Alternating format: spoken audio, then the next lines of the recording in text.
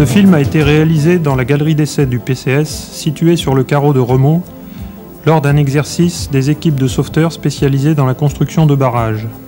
Il s'agit ici d'un barrage au plâtre entre deux cloisons légères. À l'emplacement du barrage, les terrains sont préalablement dégarnis sur deux intercadres. Les terrains encaissants doivent être sains. L'ensemble du matériel nécessaire à la construction des cloisons est contenu dans un kit composé de 2 canards de 800 et un clapet anti-explosion.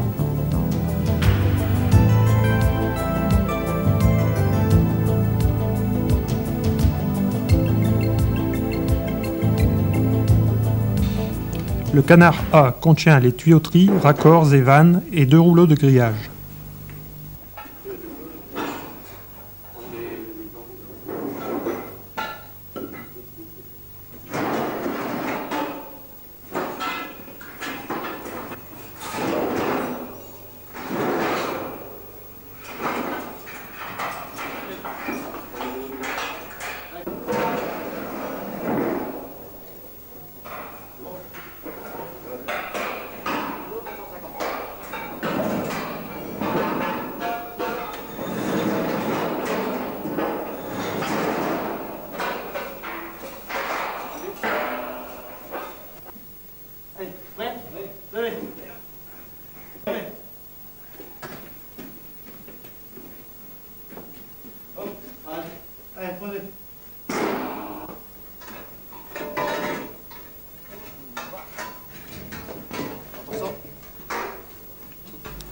Dans le clapet anti-explosion, on trouve la boulonnerie et l'outillage.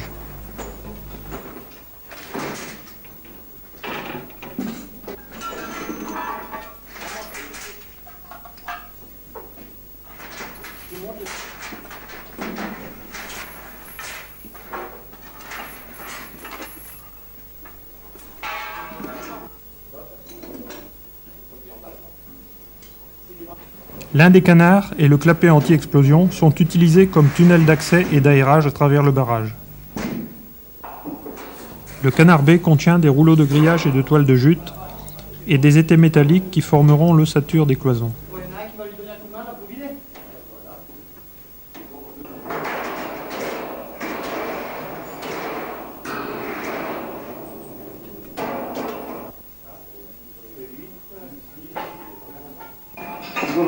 Posez le système de verrouillage vers le bas, bien droit.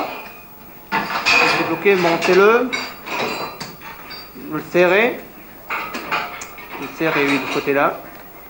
Serrez bien fort.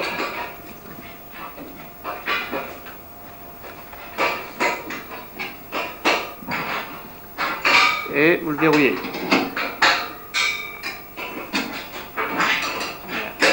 Vérifiez qu'il soit bien fixé. C'est parfait. Bien de ce côté. Serrez bien fort.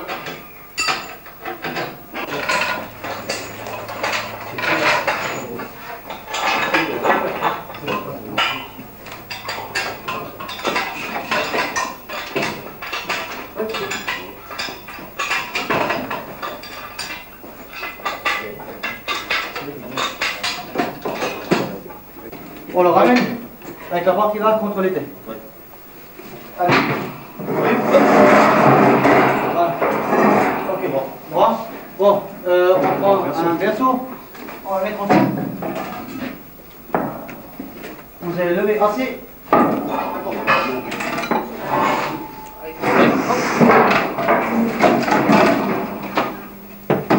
Voilà. Bon, on le pose dedans. Ah, les deux à moi.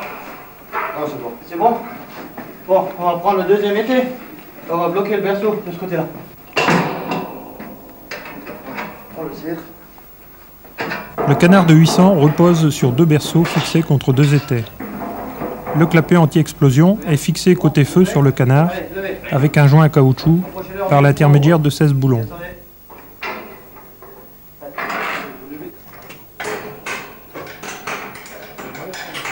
Il doit rester en position ouverte.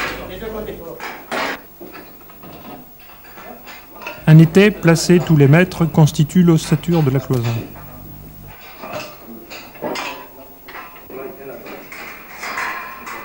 Deux tuyauteries de 150 pour l'exor sont placées au mur de chaque côté. Le siphon est réalisé par un coude à chaque extrémité. Donc, plus 50 cm de chaque côté, ça fait 3,50 m. Des bandes de grillage à maille de 120 mm sont découpées à mesure et fixées horizontalement sur les étais côté intérieur du barrage.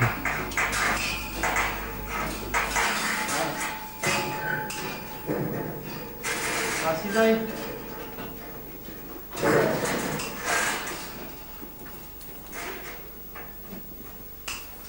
Les bandes sont attachées avec du fil de fer.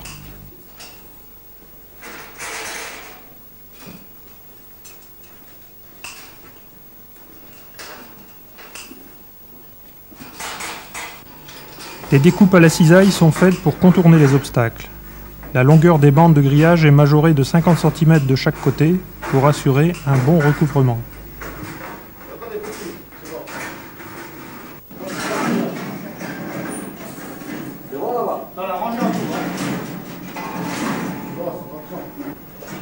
Les attaches de fil de fer sont prédécoupées.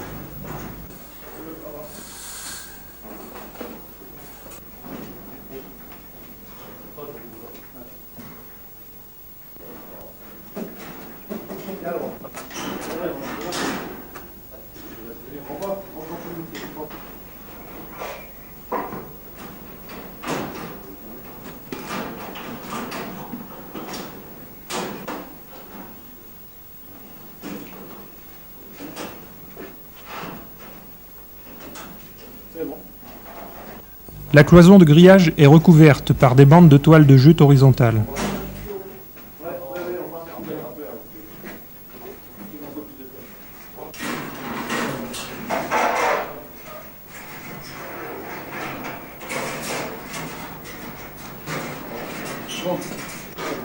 La fixation des bandes de grillage entre elles est faite soigneusement par torsade des extrémités des fils de chaque bande.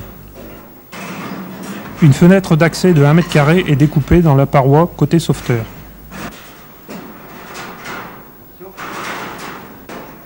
Des découpes à la cisaille servent de passage pour les différentes tuyauteries.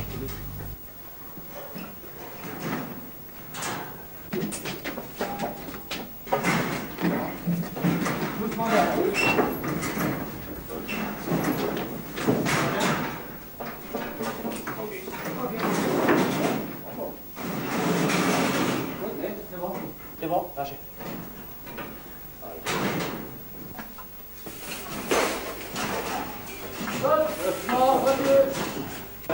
Les tuyaux d'injection et de trop-plein de plâtre débouchent à l'intérieur du barrage en couronne. Tous les autres tuyaux sont traversants.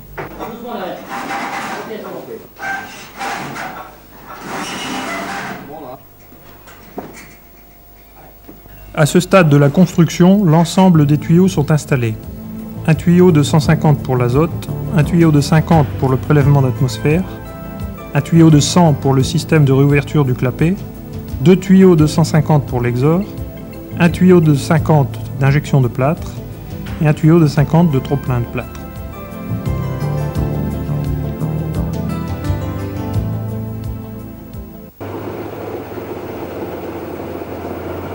Le système de réouverture du clapet se compose d'un câble de 8 mm traversant le barrage dans un tuyau de 100, prolongé de 1,70 m au-delà de la collerette du canard. Le câble est fixé en haut du clapet.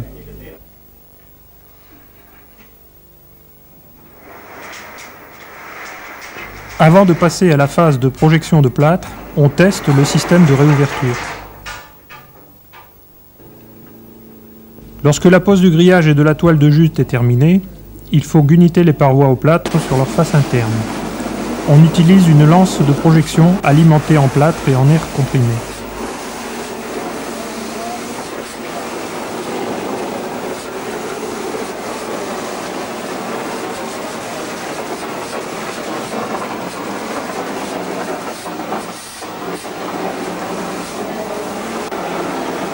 Le gunitage sera particulièrement soigné sur la jonction entre les cloisons et les terrains.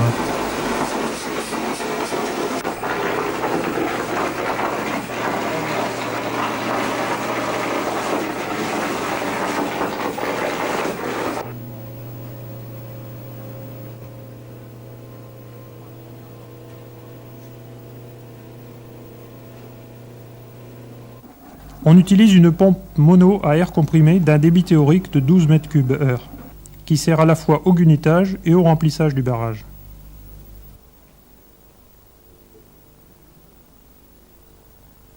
Un débitmètre permet de doser l'eau à 4 m3/h, avec un débit de plâtre de 5 sacs à la minute.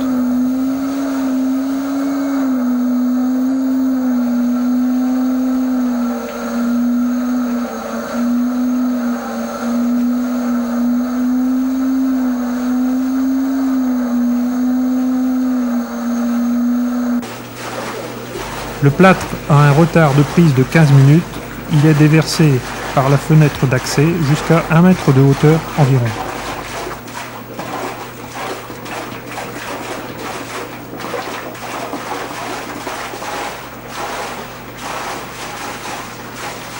Ensuite, la trappe est fermée et l'injection se fait par le tuyau de 50 équipé d'un clapet de décharge.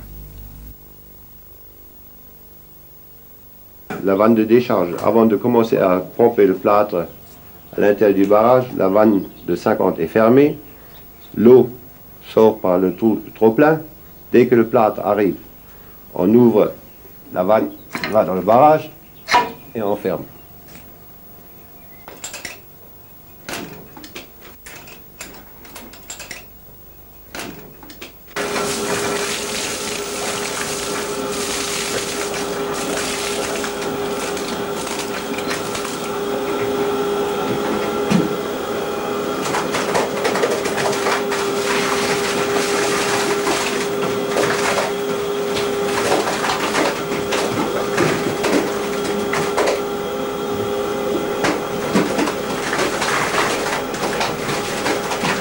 Dès que le barrage est plein, le plâtre sortant par le tuyau trop plein, on ouvre la vanne de décharge rapide et on ferme la vanne de 50. Et tout le plâtre restant dans la conduite est vidé devant le barrage jusqu'à ce que l'eau vienne.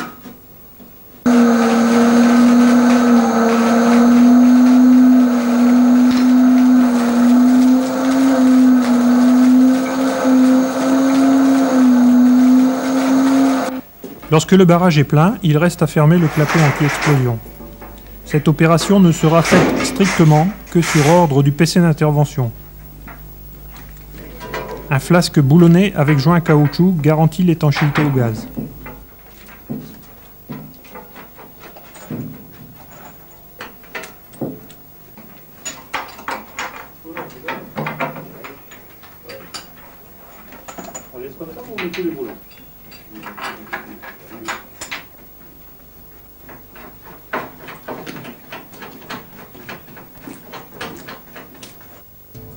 Dans des conditions de travail normales, un tel barrage, dans une voie de 20 m², peut être réalisé en 8 heures, dégarnissage non compris, avec 2 fois 2 équipes de 5 hommes.